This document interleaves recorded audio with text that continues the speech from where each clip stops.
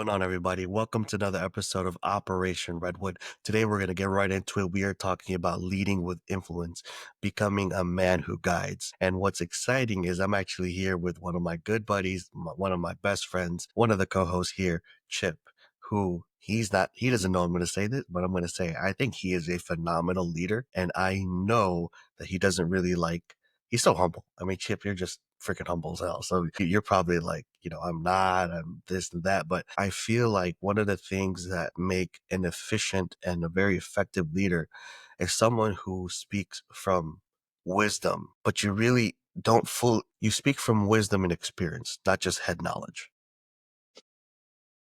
And I think for me, when I look at the most influential leaders in my life, those are the men who have been there and have also done it.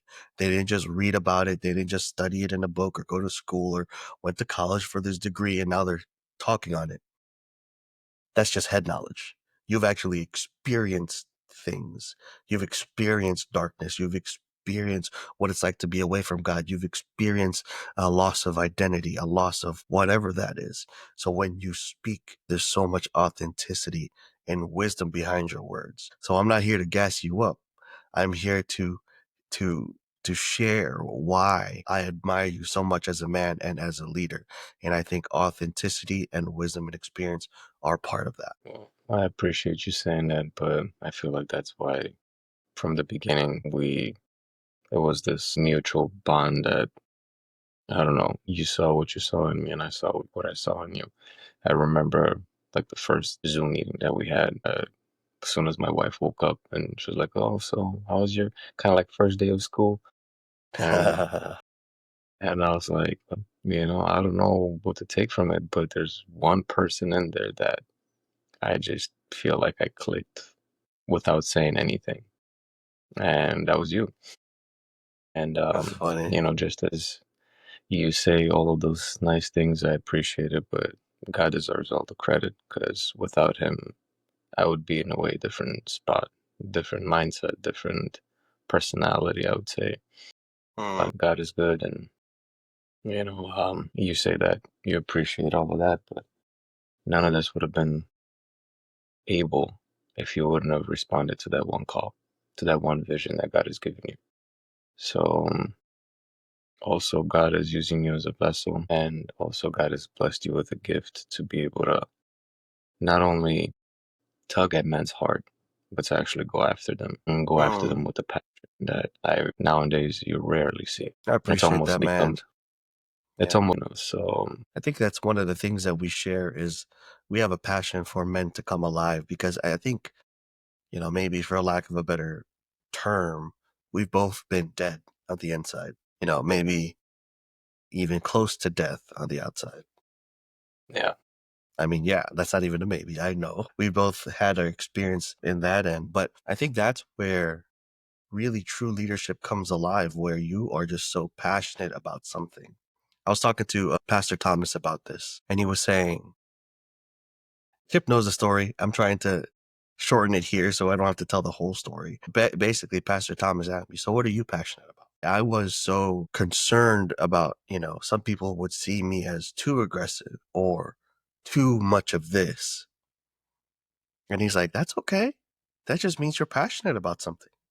If you ask most men today, what are they passionate about? They have no answer. I have a real passion for waking men up, for helping men come alive. And I think that stems from my protector mentality and that protector identity. Because, when I see kids, I like what we're doing, right? Trying to rescue kids from trafficking, women and children, trying to, with the rescue and rehabilitation of them, like that tugs at my heart so much. Like I hate when people are being being taken advantage of. So I know at the core of that, we need to wake men up because this is not just an individual thing. This is a culture thing. This is an identity crisis that we're going through as men all over the world, and we need to wake men up for them to understand.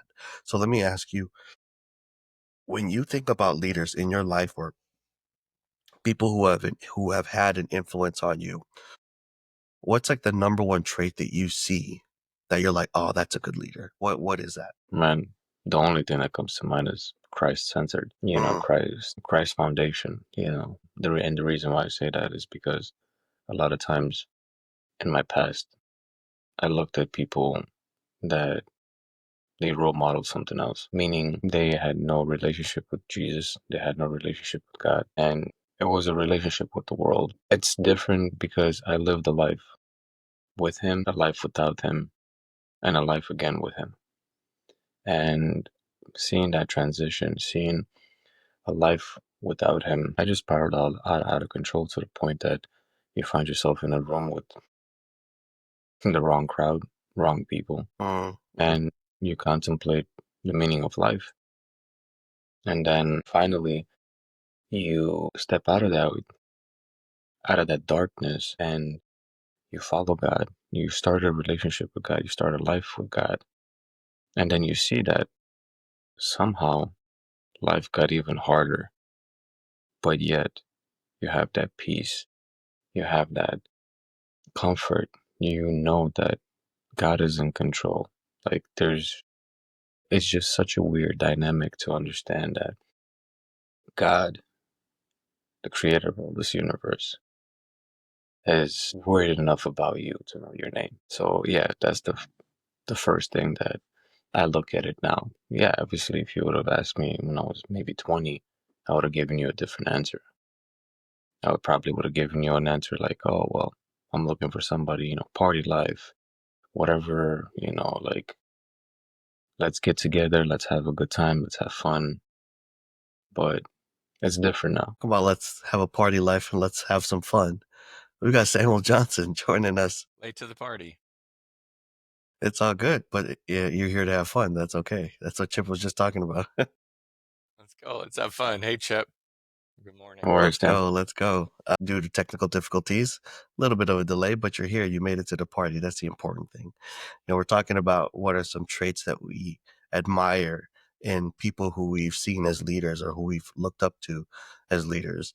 And Chip actually wrapped it up beautifully. And I'd like to hear your input next, Samuel. But Chip was saying he now admires leaders who are Christ-centered. I think that's a beautiful thing. What do you guys, Samuel? It's interesting. I probably would have said this anyways, but it is something that I admire.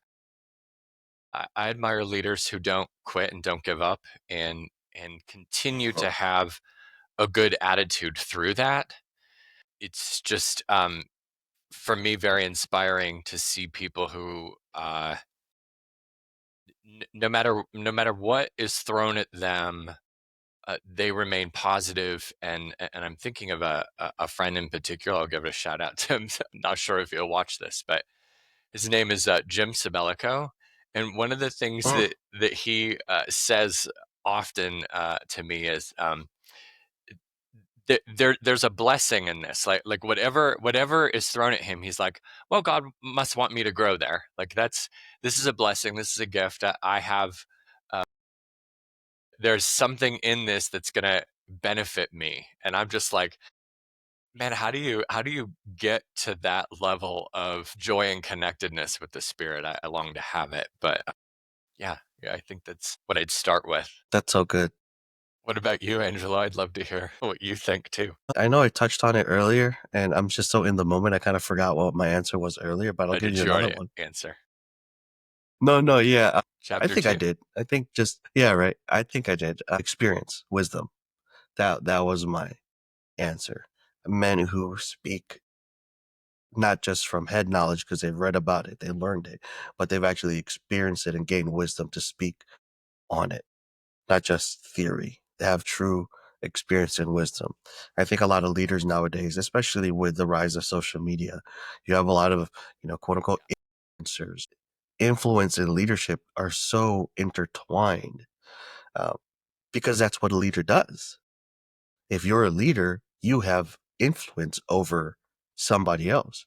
Now I'm sure I know we have a lot of men, especially within our Redwood group, not our core group, but I'm saying the bigger group. They may not see themselves as a leader. Well, I can't lead anyone. I don't have that personality. Yet, if you're married, if you have kids, if you have any sort of relationship that you're attached to, well, guess what? You have a leadership role in those, especially if you're married, even if you don't have kids. You have to lead in that. So we posed this question in the Facebook group this morning, just like this, like what's a quality you admire about great leaders? We touched on that. And what's one relationship in your life where you need to step up as a leader? Now, What is it, Chip?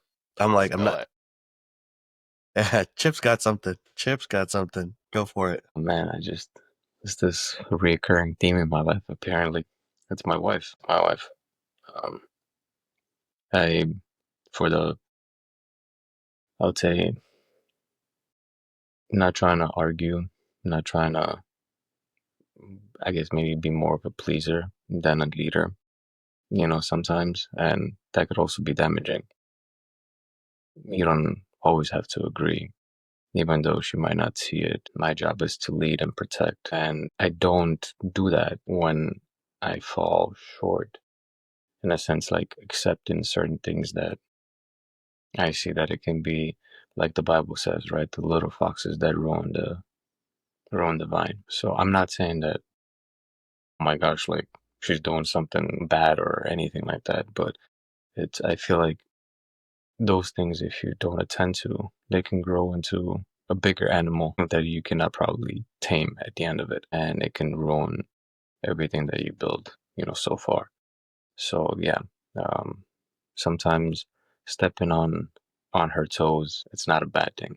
Yeah. I'm gonna riff off of that and then give you my answer. This is connected to this idea of the sword and shield too. One of the reasons why I believe men need to be a shield is, generally speaking, I know everyone is going to say that's not true for me. Fine, but generally speaking, women are a little bit more emotionally driven, so that their mood is going to fluctuate a little bit more than men.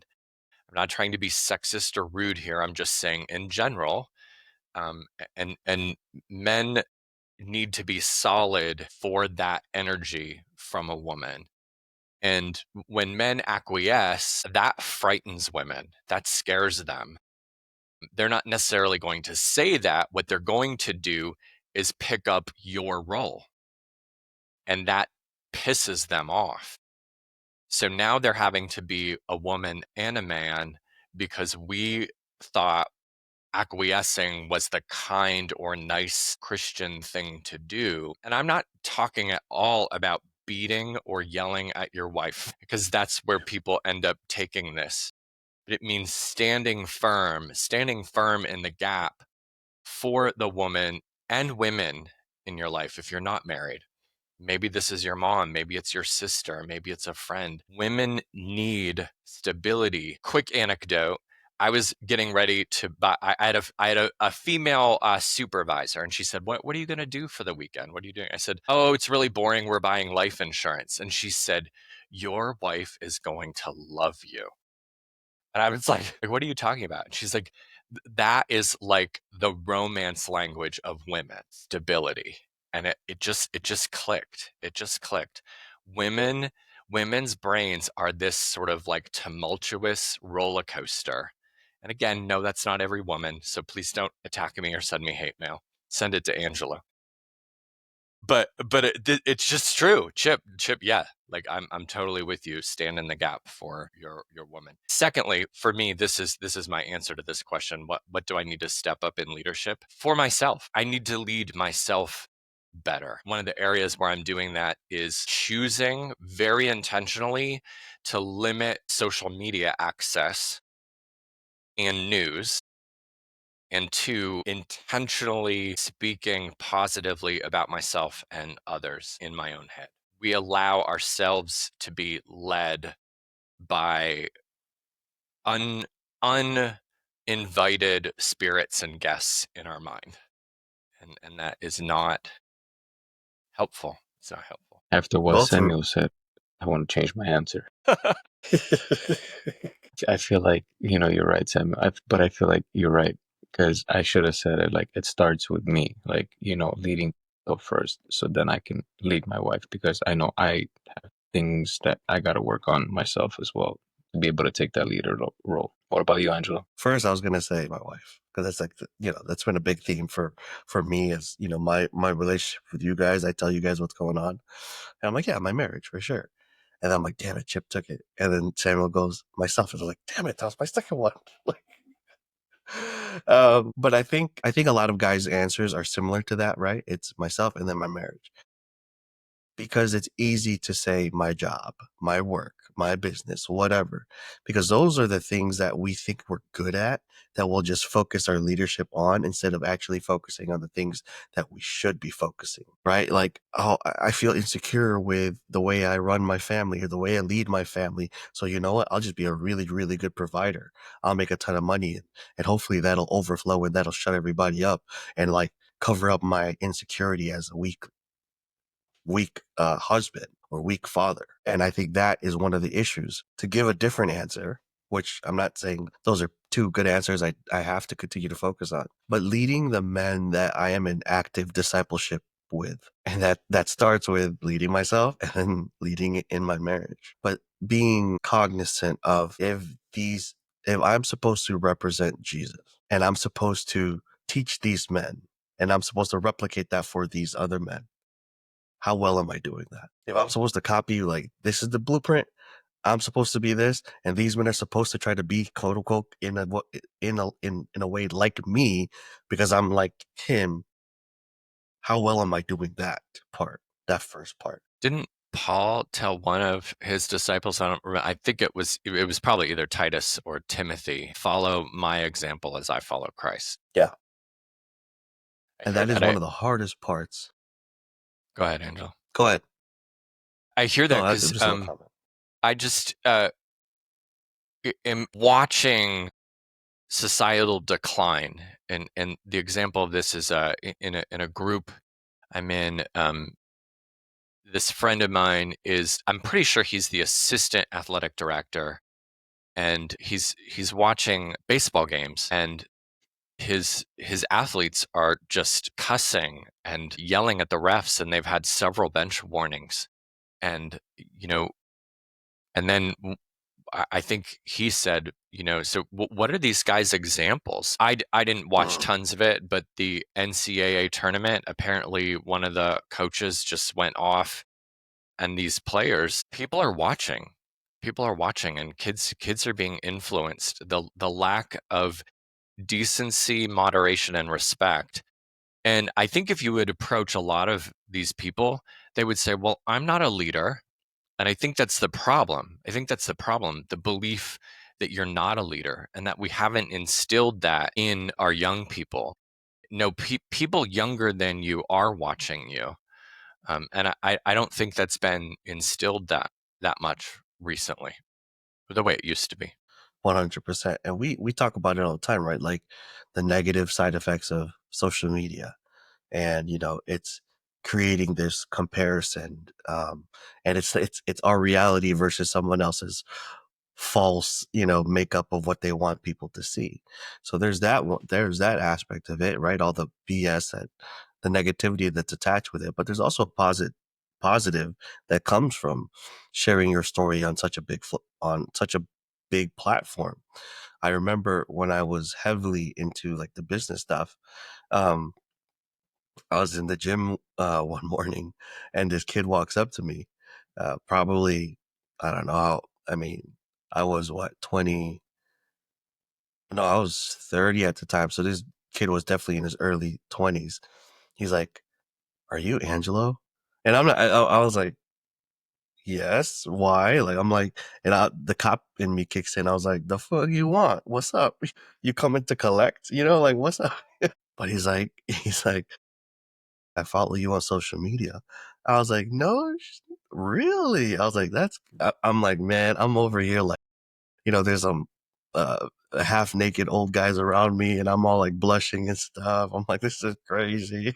But in all seriousness, he was like, "Yeah, I follow you on social media." And I recently went through a breakup and he's like, "You said something in your video that really," he's like, that really like stirred my heart. I don't remember what video it was. At the time, I was like, "Oh, I know exactly what he's talking about." But I look back and afterwards, I'm like, "Hey, we shook up," and I'm like, "I appreciate you. Thanks for the support, this and that."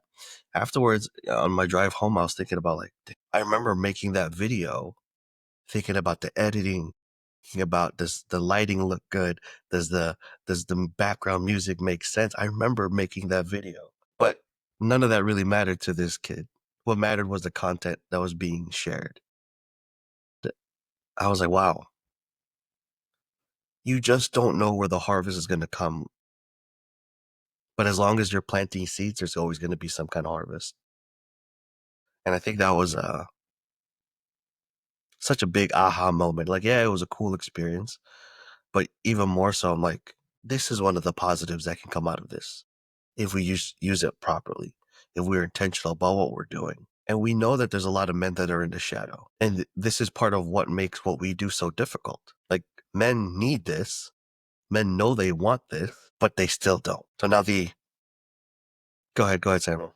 Like to highlight something here. I'm not sure if it happened to you in that moment. It may have, and I think this is common to man. It's going to tie into why men shy away from this. I think in general, I've said this before, but I think we're not collectively speaking into men who they are, so they don't know. Example. Some of you that have watched this podcast for a while know that I've been training for an ultra marathon for quite a while, and I was working with a coach, and just I was asking him some questions about how I should be eating and nutrition and whatnot, and it just hit me something he said, because I see him as very wise in these categories, and it's just not my giftedness. That's okay. That's why I hired a coach. But he said, "You're an athlete. You have to start training and eating like one." And I was like, I'm an athlete. I guess I'm an athlete. Like I didn't know. And if you don't hold your true identity, you don't act like it, right? So we're not telling young men who they are. You're a warrior. You are in battle. You are a leader. The message isn't getting through because I think there's a message of humility, which is valuable and should be there. But you can have such a level of humility that you don't know who you are. And I don't think that honors Christ. Christ died for warriors, for people to go into battle, for people to love him fully, not to go, I don't know who I am. As Samuel was speaking, this picture popped into my head is the men behind the curtain. You know, when the curtain is being torn, what does it reveal? You know, it's like if we were to live our lives as understanding that everybody's watching, or actually everybody to have access into our lives, I know for damn sure, like, I would live way different, because, you know, I'll be conscious about that. Hey, you know, I gotta set an example. And yet we forget that the God of this universe is constantly watching. And more times than I would want to say, he's disappointed, right? Because I fail. I failed so many tests, but hopefully, you know, that's as Paul was saying, right? I do everything in my power to finish the race, you know, to run as to win the crown, even though I know I might come in last. Doesn't matter. That's not the point. But you're still running as a winner. You're still running that, you know, when you cross the finish line, you've done it. There's such a safety in playing it small, right? And I'm going to attack the modern church right now. The modern church plays it safe and plays it small, and therefore the people in the pews play it safe and play it small, because there's this belief that if we tell people who they are and then they fail, then they'll be broken people. Instead of, you know, it's the quote behind you, Angela, right? Instead of striving for greatness and failing, which is more honorable than not trying at all. And it's just an indictment on our culture. And I've bought into this too. And I mean, we need to, it's a couple episodes back, but we need to wake up and come out of the matrix and realize you are fighting a battle. And if you want to be a leader, you don't just sit on your ass and think leadership is going to somehow come to you. It just doesn't work that way. And secondly, and I'm going to have to leave soon after this, but if you're going to be a Us too. leader, one of the definitions of leadership is to be attacked. Not everyone is going to like you. Suck it up and get used to it. Your followers will like you by taking a stand. If you want to be a leader, accept and get ready for attacks and people not liking you. You know, that just confirms so many things, you know, especially with the men we have within the group. It's always like we battled with this in the beginning, and we're gonna wrap here shortly. But I love what you're talking about, because it's one to call out these men, but then it's another to hold them to a standard. It's one thing to tell you, hey, you're a warrior. Hey, you're an athlete. Cool, that's great. Like, I am calling out this identity, but now let's start acting like one. Yes. What does an athlete do? What does a warrior do? What does a man do? What does X do? There are standards to living. And there's an accountability. Men lack accountability because they don't want to take responsibility. That's when they start getting, oh, you know, Angelo might be a little too, aggressive, or Samuel might be calling me out, or Chip might be a little too this. Like, no, it's because we know what it's like to not live with those standards. So I wish we could keep going, but that means you got to come back and check out what we got next week. So I appreciate you, gentlemen. Thank you for your time. Thank you for your generosity and just your wisdom, sharing it here every week. So I appreciate you guys.